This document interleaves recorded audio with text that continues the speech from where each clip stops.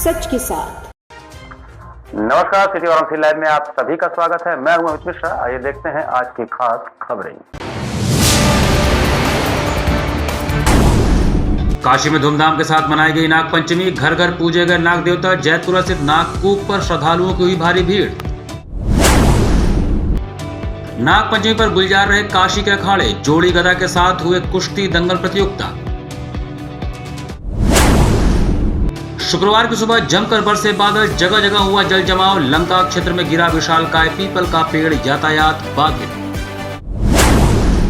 और Kakori train action की 100वीं वर्षगांठ पर विद्यापीठ में चित्रकला प्रतियोगिता का आयोजन। 50 छात्र छात्राओं ने लिया भाग। और अब समाचार विस्तार से। नागपंचमी के पावन अवसर पर काशी में लोगों ने नाग देवता का पूजन कर सुख समृद्धि और खुशहाली का आशीर्वाद मांगा। नागों की पूजा का पर्व नागपंचमी धर्म की नगरी काशी में धूमधाम के साथ श्रावण शुक्ल पंचमी को मनाया गया। सिद्ध योग में नाग देवता की पूजा कर वंश वृद्धि के साथ ही सुख समृद्धि और खुशहाली का आशीर्वाद मांगा गया।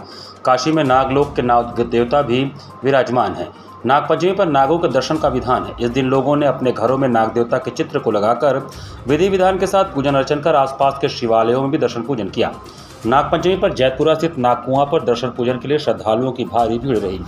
इसे कारकोटक नागी तीर्थ नागकूप या नागी तीर्थ के रूप में भी जाना जाता है। यह कूप अपनी अथाह गहराई के लिए प्रसिद्ध है। कहा जाता है कि इस कूप का संबंध पाताल लोक से है। मान्यताओं के अनुसार स्कंद पुराण में स्पष्ट किया गया है कि काशी का नागकुआं पाताल लोक जाने का वह रास्ता है जहां सांपों का संसार है। मानता है कि नागों के राजा कारकोटक किसी रास्ते से नागलोक गए थे। पुराण में से बताया गया कि पाताल लोक का रास्ता भी यहीं से होकर जाता है। कहते इस कुंड के अंदर 7 और कुंड हैं। माना जाता है कि वहीं से पाताल लोक के लिए जाया जाता है। हालांकि कोई भी इस रास्ते पर जाने की हिम्मत नहीं जुटा पाया है, क्योंकि कोई भी व्यक्ति इस रास्ते को पार नहीं कर सकता। वहीं नागपंचमी के दिन लोग दूध व लावा चढ़ाकर जो भी कामना करते हैं वह पूरा होता है। यहाँ पर दर्शन पूजन करने से किसी को कभी भी नागदंश नहीं होता। यहाँ पर सदियों से शास्त्रार्थ की परंपरा भी चली आ रही है। नागपंचमी के दिन काल सर्प दोष से मुक्ति पाने के लिए यहाँ श्रद्धालुओं की भीड़ लगी रहती है। मानता है कि जिस समय राजा परीक्षित को नागदंश का श्राप मिला था, उस समय कारकोटक नाग अपने जीवन रक्षा के लिए यहाँ से नागलोक पाताल लोक गए थे। यहाँ पर 80 फुट नीचे स्थापित नागेश्वर महादेव का शिवलिंग है, जिनकी स्थापना महर्षि पतंजलि ने किया था। वहीं नागपंचमी के दिन पतंजलि भगवान सर्प रूप में आते हैं। इन्हें महादेव का अवतार भी माना जाता है। लोग भगवान के दर्शन करने के लिए बगल में नागकुपेश्वर भगवान की परिक्रमा करते हैं। भक्तों की माने तो नागपंचमी के दिन भगवान पतंजलि के दर्शन मात्र से सारी परेशानियां दूर हो जाती है, मनोकामनाएं भी पूरी होती हैं। हमारा जो श्रावण शुक्ल पक्ष की पंचमी तिथि है, इस तिथि को नाग पंचमी के रूप से जानते हैं। और नाग पंचमी के होने की वजह से ये जो नागकूप है, यहाँ का दर्शन का विशेष महत्व हो जाता है। और ये नाग से जुड़ा स्थान है, तो इसलिए यहाँ का आज के दिन दर्शन पूजन करके लोग अपने घरों में यहाँ का जल ले जाकर छिड़काव करते हैं, ताकि उनको नाग से संबंधित दोष डर इत्यादि भय जो है वो समाप्त हो। और ऐसा भी कहा जाता है कि इस जल के छिड़काव आचमन से विष का भय भी नहीं होता। अपने यहाँ काशी के साथ साथ अन्य राज्य जिले और प्रांत से भी लोग हैं। साथ में कुछ हमारे बाहर से विदेशी सैलानी भी आ रहे हैं और साउथ वाले भी हमारे साथ काफ़ी लोग यहाँ दर्शन करने सुबह से यहाँ कुंड का स्नान और जल आचमन करने के लिए आए हैं। बाबा का कपाट सुबह 4 बजे खुला है। 4:30 बजे उनकी आरती हुई है और आरती के बाद से फिर दर्शनार्थियों का रेला शुरू हो गया है। नागपंचमी के अवसर पर काशी में शुक्रवार को विभिन्न अखाड़ों में दंगल और कुश्ती का आयोजन किया गया। काशी में शुक्रवार को नागपंचमी के अवसर पर अखाड़े गुलजार रहे। इस दौरान कुश्ती, जोड़ी गदा दंगल प्रतियोगिता के आयोजन हुए। दंगल प्रतियोगिता के लिए वाराणसी के ग्रामीण इलाकों में भी अखाड़े बनाए गए थे, जहां शुक्रवार की सुबह पहलवानों के साथ दर्शकों का भी जुटान हुआ। ऐलान होते ही पहलवान अपनी अपनी जीत के लिए जोर आजमाइश करने लगे। कहते हैं काशी बाबा विश्वनाथ, गंगा घाट और गलियों के अलावा अखाड़ों के लिए भी दुनिया भर में विख्यात है। इन अखाड़ों में देशी पहलवानों के दांव पेंच सिखाकर पहलवानों को तैयार किया जाता है, जो राष्ट्रीय और अंतर्राष्ट्रीय स्तर पर अपना परचम लहरा चुके हैं। नागपंचमी पर इन अखाड़ों में कुश्ती दंगल की परंपरा है। इन्हीं अखाड़ों में से एक है गोस्वामी तुलसीदास अखाड़ा, जो गोस्वामी तुलसीदास जी द्वारा स्थापित किया गया है, जो 450 वर्ष से अपनी परंपराओं को आज भी बनाए हुए है। इस बार नागपंचमी पर यहाँ खास यह रहा कि कुश्ती दंगल में विदेशी भी शामिल हुए।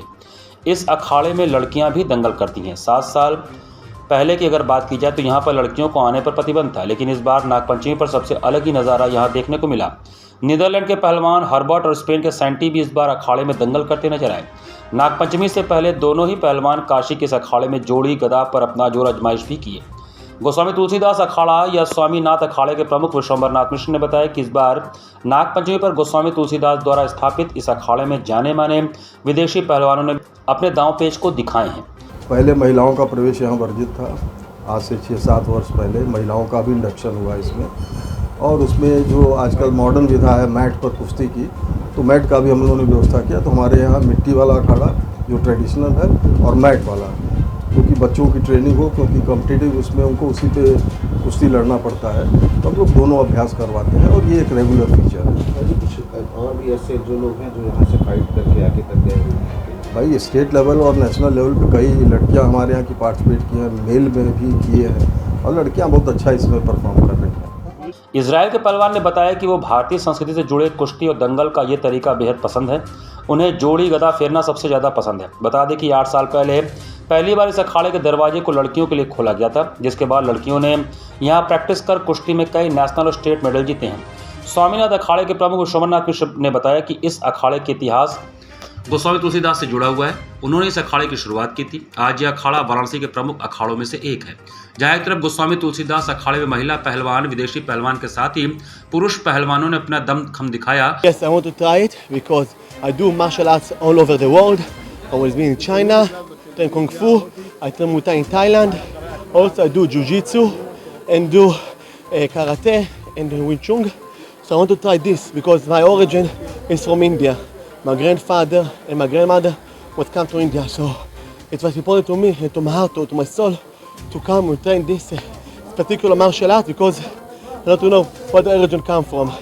रविदास पार्क के पास सैकड़ों साल पुराने जोड़ी गदा तथा कांटों वाली जोड़ी पर लोगों ने हाथ आजमाया और पुरानी परंपरा जो नागपंचमी के दिन किया जाता है उसका निर्माण किया। सतीश यादव उर्फ झंटू पहलवान ने बातचीत के दौरान बताया कि यह बहुत पुराना अखाड़ा है और यह मेरे दादा और पिताजी द्वारा प्रारंभ किया गया था, जिसका निर्वहन आज हमारे द्वारा किया जा रहा है। वैसे तो बनारस में बहुत ही कम लोग कांटों वाली गदा फेरते हैं, परंतु हम आज भी कांटों वाली गदा फेरते हैं और इसका प्रदर्शन कई स्थानों पर कर चुके हैं। वैसे अखाड़े में आज विदेशी पहलवान भी पहुंचे जो अपना दमखम दिखाए। वहीं लोगों ने तालियां बजाकर दमखम दिखाने वाले पहलवानों का उत्साहवर्धन किया। विश्वेश्वरगंज कतुआपुरा स्थित बाबा मुरचाली वीर अखाड़ा में कुश्ती दंगल प्रतियोगिता का आयोजन किया गया, जिसमें मुख्य रूप से अमरीश सिंह भोला उपस्थित हुए। वहीं अलग अलग जिलों से आए पहलवानों ने अपना दमखम दिखाया। अच्छा प्रदर्शन करने वालों को मेडल व अंग वस्त्रम देकर सम्मानित भी किया गया, जिसमें मुरचाली वीर अखाड़ा समिति के सदस्य व सभी पहलवान उपस्थित हुए।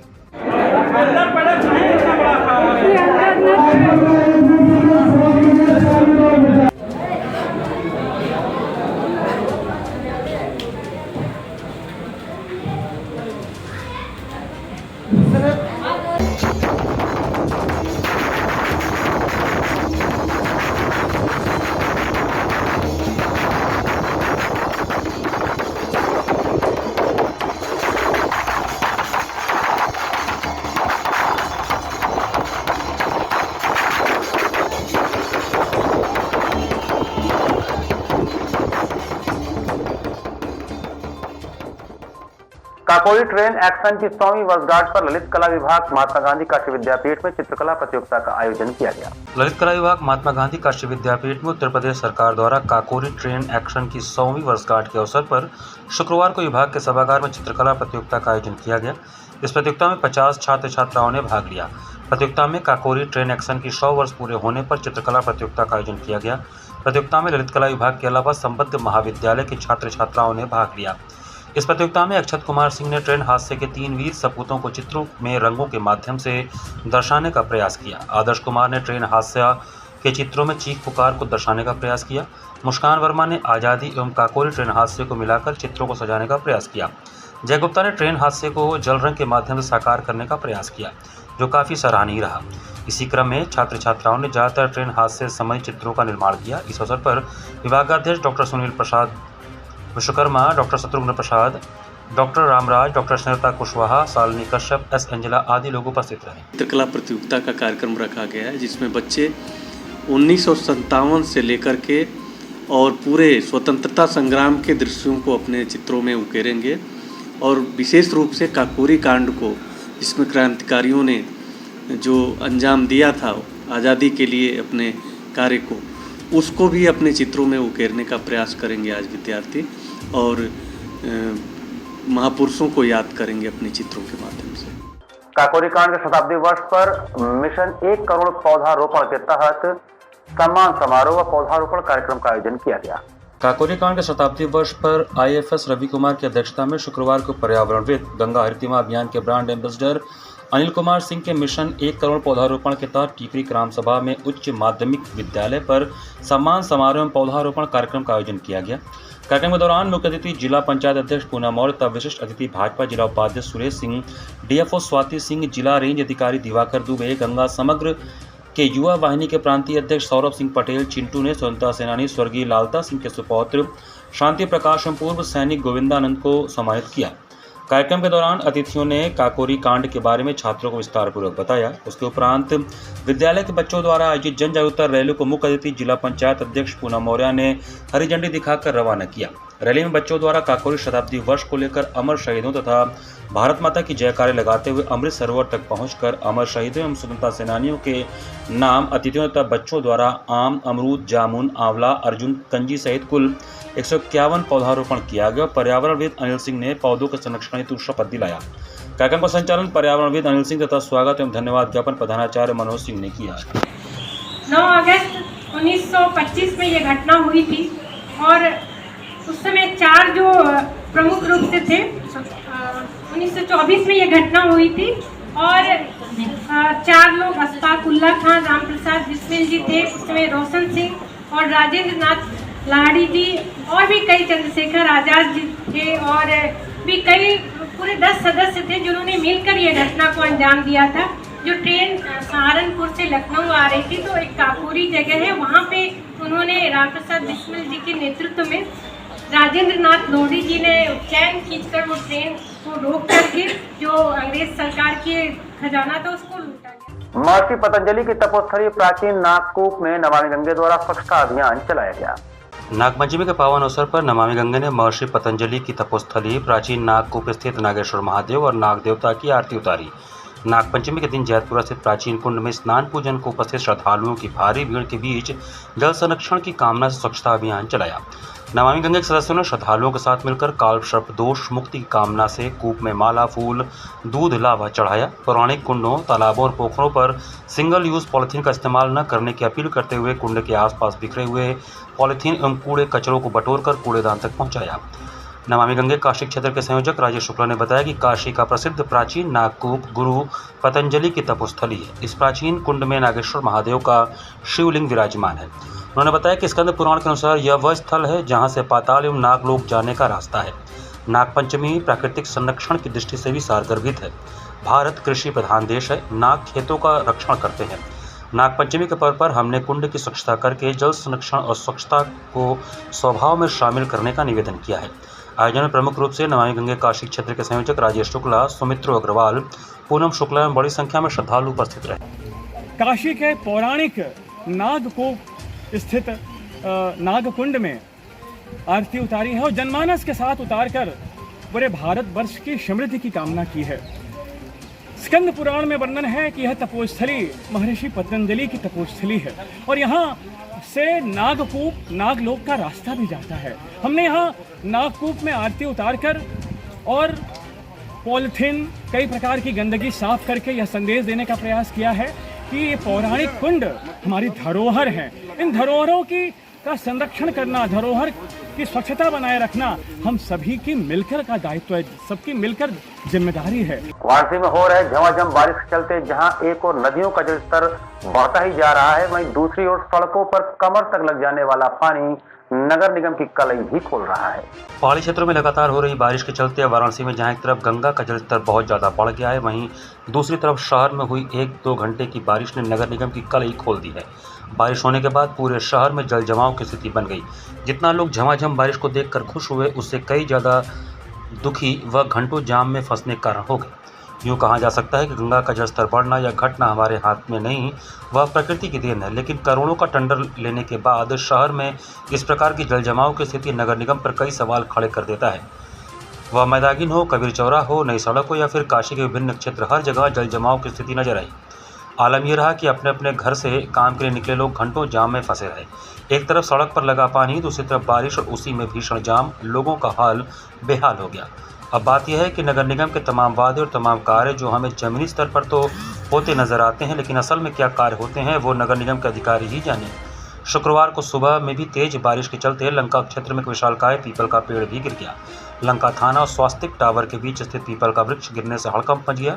संजोग अच्छा रहा कि इसकी चपेट में कोई व्यक्ति नहीं आया, नहीं तो बड़ी घटना से इनकार नहीं किया जा सकता था। फिलहाल पीपल का वृक्ष धराशायी होने से एक ऑल्टो कार चपेट में आ गया, जिससे वह क्षतिग्रस्त हो गया, जिसमें हजारों का नुकसान बताया जा रहा है। वहीं घर पर गिरने के कारण घर भी क्षतिग्रस्त हुआ है। स्थानीय पार्षद पति व पूर्व पार्षद रविंद्र सिंह का कहना था कि नगर निगम को सूचना दे दी गई। सूचना पाकर नगर निगम के उद्यान विभाग की टीम मौके पर पहुंच गई थी और पेड़ों की कटाई के कार्य में जुड़ गई। वहीं लोगों का कहना है कि पेड़ गिरने के कारण यातायात को पुलिस द्वारा रोक दिया गया। काफ़ी पुराना पीपल का वृक्ष होने के कारण लोगों का कहना है कि इसको हटाने में 2 से 3 दिन लगेगा। फिलहाल इसमें किसी भी प्रकार की जान की हानि नहीं हुई है। ये लंका थाने स्वास्तिक टावर के पास हमको लग रहा है कि सैकड़ों साल वर्ष पुराना पीपल का पेड़ था और भारी बरसात की वजह से यह पेड़ जो है अभी आधे घंटे पहले गिर गया। जान माल किसी की क्षति तो इस तरह की नहीं हुई है, लेकिन कई मकानों पे जो है इसकी मोटी मोटी डालियाँ गिर गई हैं, जर्जर मकान क्षतिग्रस्त हुए हैं लोगों के। और तुरंत जो है इसमें नगर निगम को जो है प्रभारी उद्यान को जो है सूचना दिया गया है। उनकी टीम आ रही है, क्योंकि मुख्य मार्ग है, इसको हटाने की व्यवस्था की जा रही है। अब काफ़ी पुराना जो है पीपल का पेड़ था, जो है ये बरसात की वजह से ही गिरा है। लंका रामनगर वाला रूट है, बहुत ही चलता रूट है। सुबह 9:30 बजे के आसपास हल्की बारिश हो रही थी, उसी समय पेड़ गिरा है। प्रोफेसर रामपाल सिंह का आवास है, पूरा का पूरा इसी के ऊपर गिरा हुआ है। भीतर 2 गाड़ियां हैं, एक गाड़ी पूरी तरह से डैमेज है, एक गाड़ी थोड़ी आंशिक रूप से डैमेज है। कई छज्जा टूट गया है, उसके ऊपर लाखों रुपए का नुकसान हो गया है। सूचनाएं दी गई हैं। लगभग 1 घंटे के बाद नगर निगम के लोग पहुँचे हैं, अब काट छाट चालू किए हैं और पूरा रास्ता जाम। यहाँ पर चला छोटे से ब्रेक का बन रही है सिटी वाराणसी लाइव के साथ।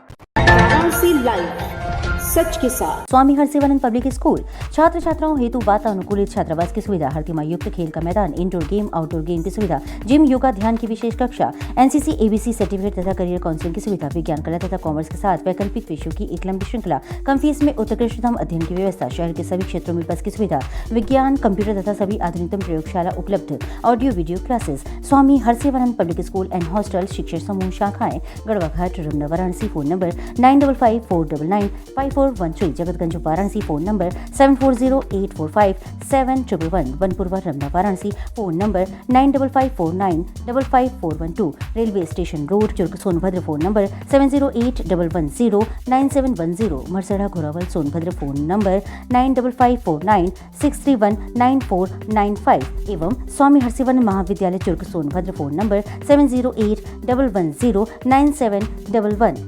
वाराणसी लाइव सच के साथ। ब्रेक के बाद आपका स्वागत है।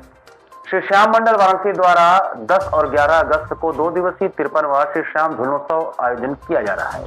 श्री श्याम मंडल वाराणसी के तत्वावधान में आगामी 10 व 11 अगस्त को महमूदगंज स्थित शुभम लॉन में 2 दिवसीय 53वें श्री श्याम झूलोत्सव का आयोजन किया जा रहा है। महोत्सव के संदर्भ में शुक्रवार को उत्सव स्थल शुभम लॉन में प्रेस वार्ता का आयोजन किया गया। प्रेस वार्ता में झूलोत्सव के स्वागत अध्यक्ष आर.के. चौधरी, श्री श्याम मंडल वाराणसी के अध्यक्ष दीपक कुमार बजाज ने कार्यक्रम की विस्तृत जानकारी देते हुए बताया कि इस बार आयोजित होने वाला 53वां श्री श्याम झूलोत्सव अपने आप में अद्भुत होगा, क्योंकि पहली बार उत्तर प्रदेश में ऐसा झूलोत्सव कार्यक्रम हो रहा है जिसमें जयपुर, कोलकाता, दिल्ली सहित पूरे भारतवर्ष के अनेक शहरों के श्याम मंडलों के 300 से ज़्यादा श्रद्धालु अपनी उपस्थिति दर्ज कराएंगे।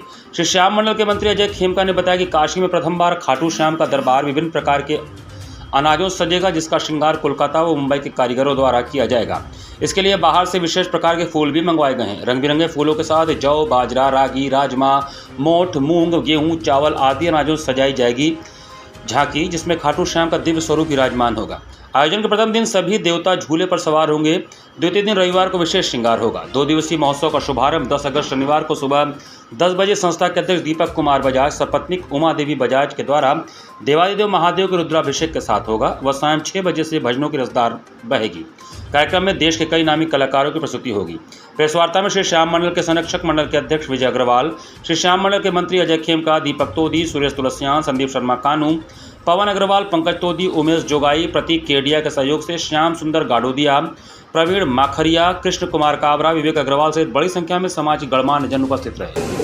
कल और परसों श्री श्याम मंडल वाराणसी के संयोजन में एक बहुत बड़ा वार्षिक उत्सव का आयोजन, जिसको हम लोग झूलन उत्सव कहते हैं, शुभम लान महमूदगंज में कर रहे हैं हम लोग। और पिछले 72 साल से, सन 1972 से 52 साल से और हम लोग ये उत्सव मनाते आ रहे हैं। ये 53वां झूलन उत्सव है। इस बार आप इसमें देखेंगे कि देश के नहीं, अंतर्राष्ट्रीय स्तर के भजन गायक जैसे नंदू जी शर्मा, अपने आप में आज उनका नाम ही काफ़ी है, वो पधार रहे हैं। मारवाड़ी समाज, राजस्थानी समाज और पूरे पूर्वांचल से लोग आज इस उत्सव में आनंद लेंगे। लोग सर्वे भवन्तु सुखने चाहते हैं और चाहते हैं कि भगवान की आराधना के माध्यम से सनातन धर्म की जड़ों को और मजबूत किया जाए। इस बार अगर हम उत्सव की बात करें तो हम लोग जो बाबा का श्रृंगार हो रहा है, आप श्रृंगार जो देख रहे हैं, ये श्री अन्न से बाबा का श्रृंगार हो रहा है। राजमा, मोठ, बाजरा, रागी, इन सब चीज़ों से बाबा अपना दरबार सजा रहे हैं। हमारा ये भी प्रयास है कि जो श्री अन्न प्रधानमंत्री जी की जो भावना है, कम पानी में भी इसको उगाया जा सकता है और इंडिया और समृद्धि को प्राप्त कर सकता है। तो बाबा श्याम के श्रृंगार के माध्यम से हम ये भी चाहते हैं कि श्री अन्न को बढ़ावा मिले। IIT BHU के बायोमेडिकल इंजीनियरिंग स्कूल द्वारा ड्रग रेजिस्टेंस इंफेक्शियस डिजीज के प्रबंधन के लिए कम लागत वाली नैनो मेडिसिन विकसित की गई है। IIT BHU के बायोमेडिकल इंजीनियरिंग स्कूल के एसोसिएट प्रोफेसर डॉक्टर प्रदीप पाइक और उनकी अनुसंधान टीम ने ड्रग रेजिस्टेंट इन्फेक्शियस डिजीज के प्रबंधन के लिए कम लागत वाली नैनो मेडिसिन विकसित की है। इन नैनो मेडिसिन को कठोर परिस्थितियों अत्यधिक तापमान में भी स्थिर पाया गया और ये सूक्ष्म जीवों की वृद्धि को रोकने में प्रभावी हैं, जो वर्तमान वैश्विक एंटीमाइक्रोबियल प्रतिरोध संकट का समाधान कर सकती हैं। इस संबंध में जानकारी देते हुए स्कूल ऑफ बायोमेडिकल इंजीनियरिंग के एसोसिएट प्रोफेसर डॉक्टर प्रदीप पाइक ने बताया कि आक्रामक बैक्टीरियल और फंगल संक्रमणों ने स्वास्थ्य सेवा प्रणालियों में समस्याओं को और बढ़ा दिया है, विशेष रूप से उन रोगियों को प्रभावित किया है जिनकी प्रतिरक्षा प्रणाली कमजोर है। ये सूक्ष्म जीव मेजबान के बाह्य कोशिकीय मैट्रिक्स की नकल करते हैं, जिससे संक्रमित रोगियों के शरीर तंत्र के भीतर उनकी आंतरिकता बढ़ जाती है। ये सूक्ष्म जीव मौजूदा दवाओं के खिलाफ आसानी से प्रतिरोध विकसित कर कॉलोनी विकसित करते हैं।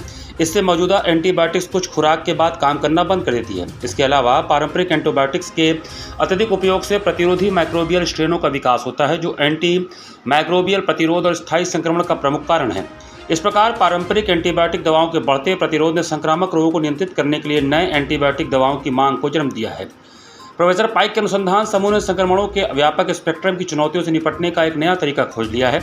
यह नई खोज विभिन्न रोग जनकों के खिलाफ नए एंटीमाइक्रोबियल एजेंट के रूप में सामने आई है।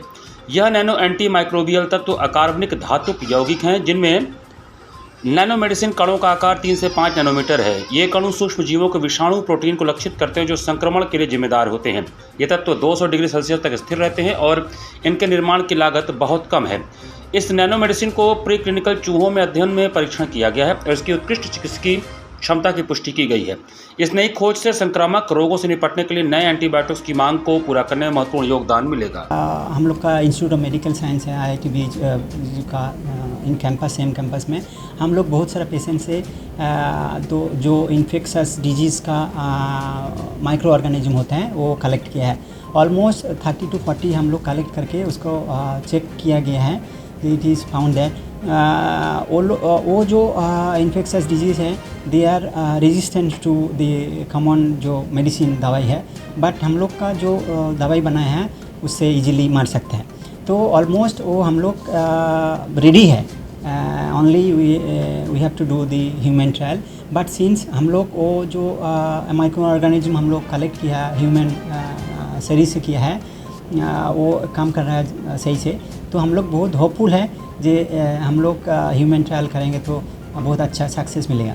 तो हम लोग का मेडिसिन दवाई यूज़ करने का इच्छा ऐसे है on the surface of the body, mean skin में है, तो ज़्यादा कुछ मेहनत करना नहीं पड़ेगा, तो इजीली हम लोग सक्सेस मिलेगा, ये बहुत हम लोग का आशा है।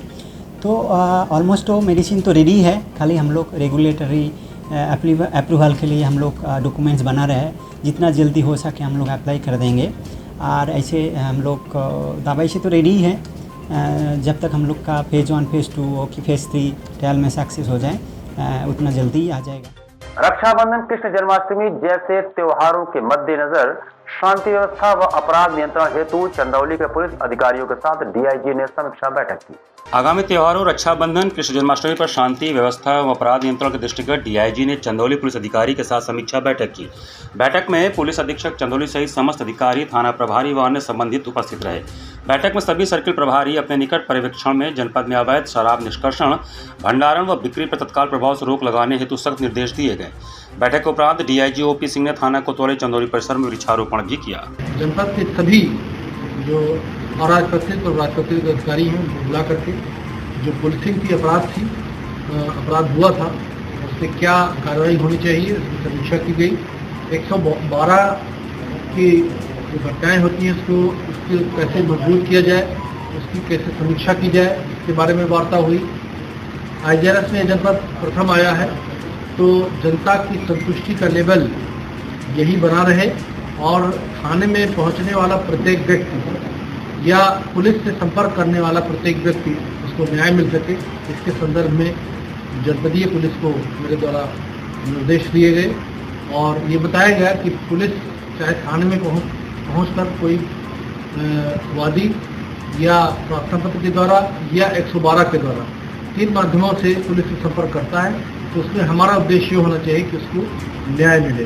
इसके लिए सभी राजपत्रित अधिकारी और कप्तान साहब को मेरे द्वारा बताया गया है कि वो अनवरत इन तीनों बिंदुओं की समीक्षा करें ताकि जनता में पुलिस के प्रति विश्वास बढ़े।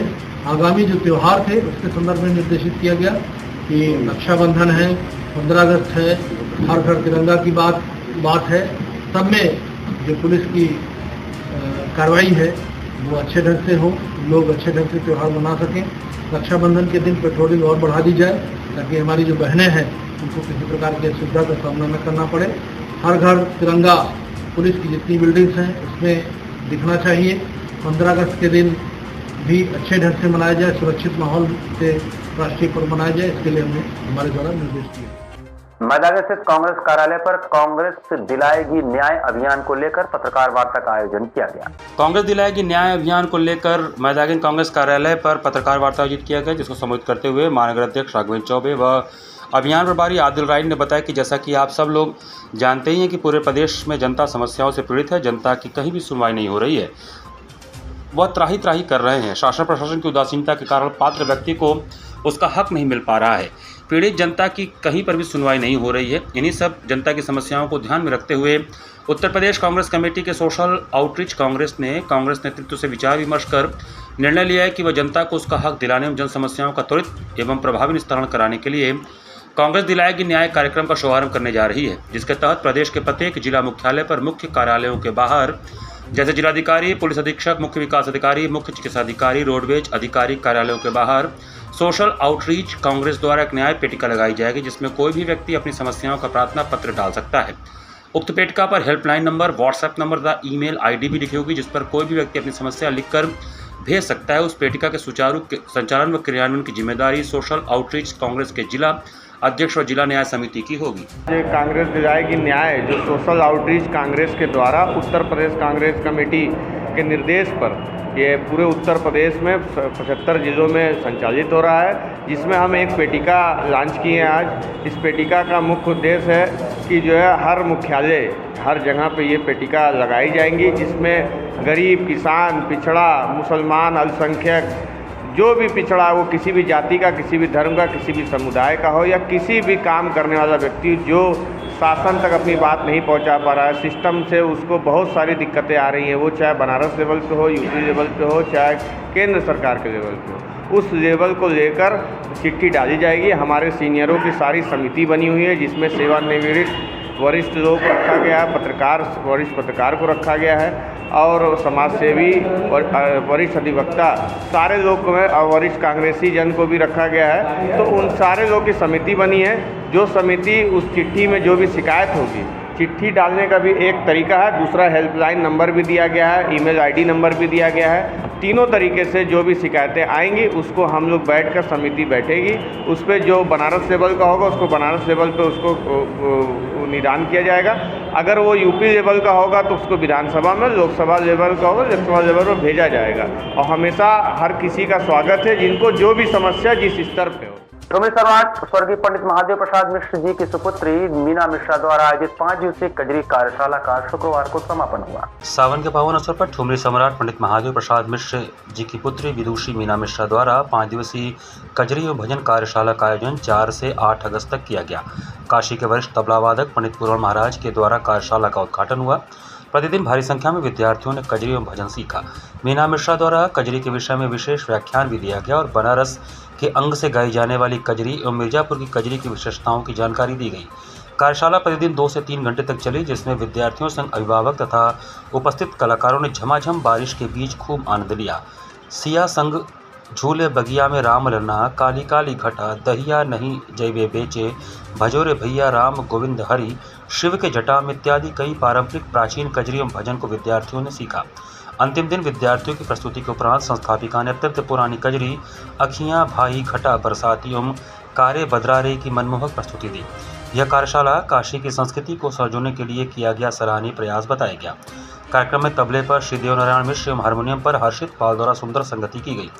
कार्यक्रम के समापन सत्र में सभी प्रतिभागियों को प्रमाण पत्र देकर सम्मानित किया गया। प्रतिभागियों में प्रिंस, आदित्य, अमित, दीप्ति, वैष्णवी, मानसा, शिल्पा, मंजू, ऋचा, साधना, प्रेरणा, अर्चना, अवंतिका, अर्णव इत्यादि ने अपनी सुंदर प्रस्तुति दी। कार्यक्रम में मुख्य अतिथि पंडित पूरण महाराज समेत पंडित पंकज मिश्र, पंडित नंद किशोर मिश्र, रोहित मिश्र, राम मिश्र इत्यादि काशी कई कलाकारों ने उपस्थित होकर विद्यार्थियों को आशीर्वाद दिया।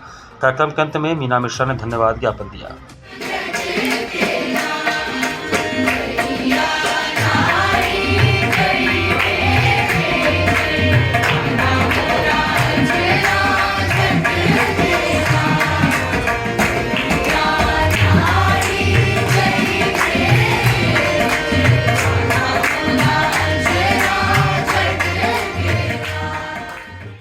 इसी के साथ वाराणसी लाइव का ये संस्करण हमें समाप्त करते हैं। मुझे दीजिए आज्ञा। नमस्कार।